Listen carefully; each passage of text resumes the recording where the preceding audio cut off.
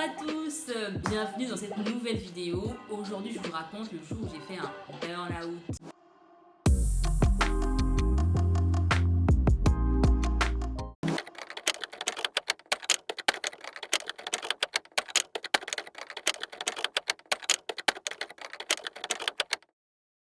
Alors, avant de vous raconter l'anecdote, il est important de définir ce que c'est un burn-out. Un burn-out est défini comme une fatigue prolongée liée ou causée par un stress au travail. Il y a une autre définition qui le définit comme un épuisement causé par un déséquilibre prolongé entre l'investissement qu'on donne au travail et le retour. Et donc en termes de symptômes, on a bien sûr la fatigue, une fatigue qui conduit à une perte de mémoire, à une perte de concentration, à des troubles de sommeil, à une perte de productivité au travail. Et en fait, plus on perd en productivité, en performance, et plus on travaille, et plus on est fatigué. Et donc en fait, on rentre dans un cercle vicieux, et en fait, ça conduit au burn-out. Moi, mon burn-out a eu lieu il y a quelques années au travail. Donc en termes de contexte, en fait, j'étais jeune diplômée, je commençais à travailler, et donc le fameux CDD dont j'en ai parlé, et j'étais très motivée. En entretien, je disais que j'étais plus que motivée, j'étais déterminée à exceller. Et donc quand je suis arrivée dans le milieu du travail, dans la vie active, j'étais très motivée. Je bossais énormément, et je suis tombée sur un manager qui a vu mon potentiel et qui me disait « T'iras loin toi, t'as du potentiel, travaille plus ». Et donc je travaillais énormément. En termes d'horaire, je faisais du 8h, 22h. Et donc j'étais épuisée. Et donc il y avait vraiment un déséquilibre. Surtout que je considérais que j'avais beaucoup de chance d'avoir eu accès à cette opportunité. Donc je donnais énormément. Ça fait partie de l'investissement en termes de temps. Et je n'avais pas le même retour puisque j'étais la moins bien payée de l'équipe. Mon manager, en fait, il me promettait plein de choses. Il me disait effectivement que j'irais loin. Il me disait qu'il allait me recruter en CDI. Il me disait qu'il allait m'augmenter en termes de salaire. Et donc, il y avait pas mal d'attentes. Et donc, je bossais énormément justement pour pouvoir avoir ce qu'il me promettait. Et en fait, le jour du burn-out, j'étais dans son bureau en train de préparer une réunion importante. Et donc là, en fait, il m'annonce, il me parle du salaire d'une collègue, une jeune collègue qui venait de recruter, qui avait le même âge que moi, le même profil que je formais sur ce projet-là. D'ailleurs, cette collègue, c'est une très bonne amie à moi aujourd'hui, qui se reconnaîtra. Et donc, du coup, il me parle de son salaire, il me parle du salaire des gens de l'équipe, etc. Et je suis choquée. Je suis choquée parce que je me dis, mais en fait, depuis le temps que tu me promets tout ce que tu me dis, il était temps de me recruter en fait. Pourquoi je suis toujours au même stade? Je travaille toujours plus, 8h, 22h, des fois 23h, et le salaire ne suit pas, ce qu'il dit ne suit pas. Et en fait, là, juste pendant qu'il est en train de me parler de ça, mon cerveau il vrille en fait. Et donc là je vous raconte concrètement comment moi j'ai vécu mon burn-out parce que donc j'étais déjà épuisée, depuis plusieurs mois, etc. Et en fait quand il me parle de ça, juste mon cerveau c'est comme s'il part en off en fait. C'est un traumatisme vraiment. Donc ça part en off et donc là je sors du travail, je sors des locaux, je me retrouve dans la rue. Je sais pas quoi faire. Je marche dans la rue comme ça. Je erre en fait. Je sais pas quoi faire. Et heureusement pour moi, j'entends des cloches d'une église qui était dans le coin. Et donc je vais dans l'église, je m'assois. Et en fait, je suis en train de pleurer parce que en fait, je comprends pas ce qui se passe. J'ai mon cœur qui bat vite. Je suis dans un état de stress. Je comprends pas du tout. Mon corps qui se laisse guider. Je sais pas du tout. Je perds complètement le contrôle de mon corps. Et pendant que je suis assise dans cette église, il y a le prêtre qui me regarde. Donc dans son regard, je trouve qu'il pense que je suis en train de pleurer parce que sa prière est trop intense en fait. Et donc là, il me regarde pendant toute la messe, parce qu'il y avait une messe, du coup, il me regarde et tout, et moi, je suis en train de pleurer, je perds mes moyens. Donc bref, la messe se termine, le prêtre, il passe à côté de moi, il me fait un petit signe en mode « c'est bien ma fille », etc. Je fais « non, mon père, c'est pas ça. » Et du coup, mes collègues finissent par me trouver au bout de, je sais pas, 2-3 heures. Donc je suis restée assise, je n'arrivais pas à bouger, je savais pas quoi faire. Et donc là, mon manager arrive, il me dit, en fait, il voit dans mon état, il me voit dans mon état, et je lui dis, en fait, ramenez-moi mes affaires, en fait, ramenez mes affaires, je vais rentrer chez moi, etc. Donc il est très désolé, il me ramène mes affaires, je rentre chez moi, et j'appelle ma mère, je lui dis franchement, je lui raconte ce qui s'est passé, je lui dis franchement, cette éducation qu'on donne, je suis désolée, mais c'est vraiment l'éducation qu'on donne aux jeunes immigrés quand ils arrivent en France, c'est travaille 2 fois plus pour gagner 2 fois moins, et c'est comme ça la norme en fait. Et moi dans ce travail là, je considère que je travaillais 10 fois plus et je gagnais 10 fois moins, donc il y avait un réel déséquilibre. Et donc je lui en parle et tout, je dis bon c'est bon, moi j'ai tout donné, c'est bon, j'en ai marre, j'arrête. Là, j'ai une collègue qui m'appelle, qui me dit que bah, voilà, ils sont les responsables et toute la direction, ils sont au courant, ils sont trop mal, ils veulent me récupérer, ils vont faire ils vont me donner tout ce dont j'ai besoin pour que je revienne, parce que je travaillais sur un projet très important et j'étais la seule qui maîtrisait vraiment ce qui était fait, quoi. Donc j'étais vraiment en état de force. Et donc là, en même temps, mon manager, il m'écrit, il s'excuse énormément, il me dit qu'il veut me parler dès que possible. Et donc là, après, on s'appelle et tout, et je lui dis franchement, moi j'ai déjà tout donné pour toi, je ne veux plus, etc. Et donc il me dit, bah voilà, on va faire tout ce que tu veux, si tu veux CDI, augmentation, tout, tu l'as maintenant. Une fois de plus, comme j'avais raconté pour l'histoire d'un arnaque, je me retrouve dans une situation où j'étais là en fait, j'étais vraiment disposée à travailler, mais voilà, j'ai été un peu sous-estimée, et au moment où je pars, c'est le moment où en fait ils veulent m'offrir le ciel, quoi. Et à ce moment-là, en fait, je me pose une question. Comme je vous ai dit dans l'analyse, j'essaie de voir, de peser le pour et le contre. Parce que je sais que je suis en état de choc, je sais que je vais pas bien, mais en même temps, j'ai une lucidité. Voilà, comme je vous ai dit, je considère que c'était quelqu'un d'autre qui vivait cette situation. Une lucidité où je me dis, qu'est-ce que je dois faire, en fait. Et là, je me dis, en fait, j'ai beaucoup à perdre à ne pas retourner au travail. Parce que si je ne retourne pas au travail, cet événement va définir ma vie. Je vais partir comme une voleuse et je serai traumatisée en me disant, et j'aurais peur en plus que ça se reproduise. Et donc là, j'ai une lucidité en me disant, je vais y retourner parce que je ne veux pas que déjà mes collègues gardent en mémoire Cybèle qui a fait une crise de larmes, Cybèle ceci, et je veux pas avoir cette image-là, même moi, dans ma tête. Donc ce qui se passe, c'est que je prends en congé.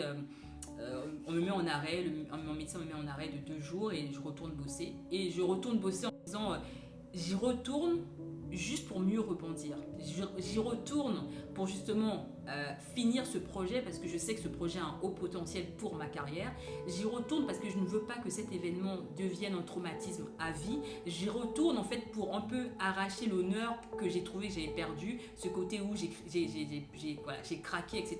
Donc j'y suis retournée pour pouvoir mieux rebondir.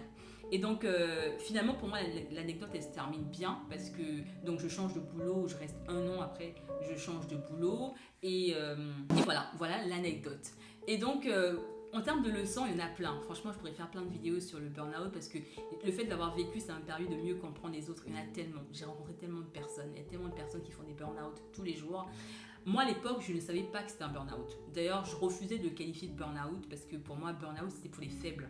Je le considérais comme un mini burn-out, un bébé burn-out, où je disais que c'était une crise d'angoisse en fait. Mais avec du recul, l'année dernière, je me suis rendu compte que c'était un burn-out. Et en fait, pour ceux qui le vivent, je constate qu'il y a en général 2 catégories. Il y a des personnes qui, après un burn-out, décident de changer de carrière complètement. Ils vont faire complètement autre chose. Je ne sais pas si c'est une bonne technique parce que pour les gens que je connais, en fait, en général, ils reproduisent le burn-out après. Parce qu'en fait, ils fuient cette situation, ils n'essayent pas de la régler, ils n'essayent pas de comprendre pourquoi ils ont fait un burn-out. Donc, ils en font d'autres. D'ailleurs, il y a un article que j'avais lu sur une prof de yoga qui a fait un burn-out. Elle avait un travail conventionnel, traditionnel, elle a fait un burn-out. Elle a complètement changé de carrière, elle est partie faire prof de yoga à Bali, elle est revenue à Paris donner des cours et en fait elle a fait un burn-out en tant que prof de yoga. Ça prouve à quel point, en fait, tant que tu prends pas le temps de gérer ça, bah ça se reproduit. Et tu as des gens qui vont, du coup la deuxième partie c'est des gens qui font un burn-out, qui repartent et qui restent là-bas encore pendant très longtemps. Donc il faut trouver le juste milieu. Mais pour moi le premier conseil c'est de ne pas laisser cet événement vous définir. Cet événement ne vous définira pas si vous faites face. Par exemple dans mon cas j'ai trouvé que c'était la bonne approche même si c'était très compliqué mentalement. C'était vraiment très dur mentalement d'y faire face. Mais je l'ai fait parce que pour moi, je me suis dit, c'est comme un accident. Ceux qui font des accidents de train, d'avion, en fait, tout de suite, il faut repartir dans l'avion. Tout de suite, il faut repartir dans la voiture parce que sinon, on aura une phobie de la voiture. On aura une phobie, on a un accident dans l'ascenseur, on aura une phobie de l'ascenseur à vie. Et moi, je ne voulais pas qu'il y ait une espèce de phobie au travail, une peur de faire une crise, une peur d'être surmenée. Et donc tout de suite je me suis dit j'y retourne en plus dans la même boîte comme ça au moins je reprends le pouvoir en fait. Et j'y suis retournée non pas pour rester longtemps, juste le temps qu'il fallait, 1 an, voilà, j'ai fait mes preuves et je suis partie avec en paix, en bon terme avec tout le monde. Et maintenant pour ceux qui ont des symptômes de burn-out, voici ce que moi je propose. Dans un premier temps, vraiment il est important de se dire que l'entreprise ne fera pas faillite si vous arrêtez de travailler. Vous n'êtes pas indispensable. L'entreprise survivra après vous. Parce que des fois on part au burn-out parce qu'en fait on s'investit énormément, on se dit en fait on a besoin de nous, il faut qu'on travaille, on ne peut pas prendre de congé, si on prend de congé la boîte va s'effondrer. En fait non, la boîte survivra sans vous. Deuxième point qu'il faut absolument comprendre, c'est qu'il faut apprendre à s'organiser. Lorsqu'on est sujet au burn-out, c'est parce qu'en fait, des fois, on accepte tout. On nous dit, on travaille sur un projet A, on nous donne le projet B, on dit oui à tout. Donc, il faut savoir s'organiser, il faut savoir estimer le temps nécessaire pour accomplir une tâche. Lorsque ça s'apprend, c'est pour ça que je parle vraiment d'apprendre à estimer combien de temps vous avez besoin pour faire telle tâche. Et surtout, il faut toujours estimer à la hausse. Vous pensez que ce sera à peu près 2 jours, mais prévoyez 3 jours. Et quand vous prévoyez, c'est-à-dire que vous avez une idée de combien de temps il vous faut pour faire une tâche, mais dans ce cas, quand on va vous donner une autre tâche, vous direz non en fait, parce que vous savez que voilà, j'ai 1 semaine pour faire ce projet A, si on me donne le projet B, je ne serai pas capable de le faire, donc je dis non. Donc c'est important déjà de pouvoir s'organiser. Organisez-vous, sachez combien de temps il vous faut pour travailler. Le troisième point, c'est qu'il faut apprendre à faire de son mieux. Apprendre à faire de son mieux, ça peut être 30% aujourd'hui, ça peut être 40% demain. C'est-à-dire que ça varie. C'est-à-dire que la tâche que vous avez estimée à 3 jours, ça se trouve, vous êtes productif le premier jour, le deuxième jour, vous êtes moins productif, mais c'est ok en fait de le faire en 4 jours. C'est ok. Donc il faut arrêter de culpabiliser. Moi je sais que je me mettais énormément de pression. Quand j'estimais une tâche, je me disais, alors il me faut 2 heures. Des fois tu t'estimes mal en fait. Au bout de 2 heures, tu te rends compte que ça va me prendre une journée. Et en fait ce que je faisais, c'est que du coup je travaillais en plus chez moi.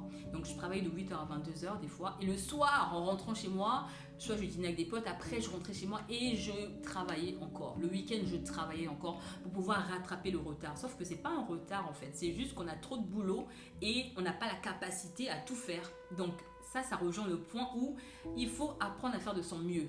Donc j'avais prévu de faire 5 tâches jusqu'à 18h, j'en ai fait 3, c'est fini pour la journée. C'est terminé, on passe à autre chose, on arrête tout. Et donc ça c'est le troisième point. Quatrième point, il faut apprendre à communiquer sur ses difficultés. Moi, je me souviens dans ce premier job où j'ai fait mon burn-out, j'avais du mal à dire que j'avais trop de boulot. J'avais du mal à dire que c'est trop pour moi, que c'était trop senior pour moi, parce que j'étais junior et en fait, je faisais des missions de senior, quoi. Et donc, ça me poussait à apprendre, à passer plus de temps à apprendre, etc. Et donc, communiquer sur les difficultés que vous rencontrez. Pourquoi vous êtes stressé au travail? Vous avez trop de boulot? Dites-le à votre manager. Votre manager ne vous écoute pas, escaladez, en parlez-en à votre hiérarchie, par écrit, par mail, mais en tout cas, faites circuler l'information. Si ça ne marche pas, contactez la RH. Mais en fait, essayez de communiquer, ne restez pas dans votre coin à subir, à être sous l'eau, à être aigri, etc. Sortez de ça et communiquez. Ensuite, le prochain point pour moi, c'est d'apprendre à dire non. Parce que si vous avez communiqué et on vous donne toujours plus de boulot, à ce moment, il faut dire non, je ne peux pas prendre ce boulot. Je ne peux pas prendre cette tâche, je ne peux pas prendre ce nouveau projet. Si la hiérarchie, votre manager veut absolument que vous preniez ce projet, alors il faut prioriser. C'est projet A ou projet B, je ne peux pas faire les deux. Donc apprenez à dire non. Ensuite, le point suivant, il faut apprendre à couper. Très important. Couper. Donc on vous a donné énormément de boulot. Vous ne pouvez pas tout faire, il est l'heure de partir, il est l'heure de rentrer, coupez, fermez votre ordi, partez chez vous, rentrez. Moi des fois, quand je suis au bureau le lendemain, je laisse mon ordinateur au travail pour ne pas avoir à le rallumer. Faut couper, à un moment donné, vous ne pouvez pas passer sur des journées sur le même sujet en fait. Voilà, à un moment donné, votre cerveau a besoin de respirer, votre cerveau a besoin de s'oxygéner. Donc il est important de couper, arrêter de travailler, fermer cet ordinateur, et faites autre chose. Moi j'adore parce que des fois mon chéri, quand il sent que je suis trop fatiguée, il me dit en fait faut couper là. Et quand il me dit ça, j'essaie même pas de réfléchir, je coupe, je fais autre chose, je vais faire une session de massage, je vais en week-end, enfin voilà, faut arrêter, couper. Et dernier point, c'est de pouvoir prendre soin de soi. Ça c'est vraiment fondamental parce que personne ne prendra soin de vous. C'est à vous de prendre soin de vous en fait. C'est quelque chose de basique, mais j'ai tellement mis longtemps à le comprendre que c'est moi qui prends soin de moi en fait. C'est moi qui sais quand je suis fatiguée, c'est moi qui sais que quand je n'en peux plus. Donc pour prendre soin de vous, il est important de privilégier, en tout cas dans le milieu du travail, des environnements sains pour vous. Il y a des gens en fait que j'ai rencontrés qui, eux, de base, ils veulent vraiment un travail de 9h, 18h, mais en fait, ils vont occuper des postes où vraiment le poste exige d'être là de 8h à 22h en fait. Il y a une incompatibilité. Donc, prenez soin de vous en privilégiant des environnements qui vous conviennent, qui sont en accord avec votre mode de vie, en accord avec vos capacités à faire, en accord avec vos valeurs. C'est très important. Donc, le burn-out, c'est un sujet où franchement, je pourrais parler des heures, mais j'ai pas envie que cette vidéo s'éternise. J'espère vraiment que ces petits conseils vous serviront à éviter le burn-out ou en tout cas à gérer, à mieux gérer. N'hésitez pas à dire en commentaire ce que vous pensez, si vous connaissez des gens qui ont traversé ces moments-là, mais en tout cas, prenez soin de vos proches. Prenez soin de vos proches qui traversent ces moments difficiles de travail. Je vous remercie et je vous dis à bientôt.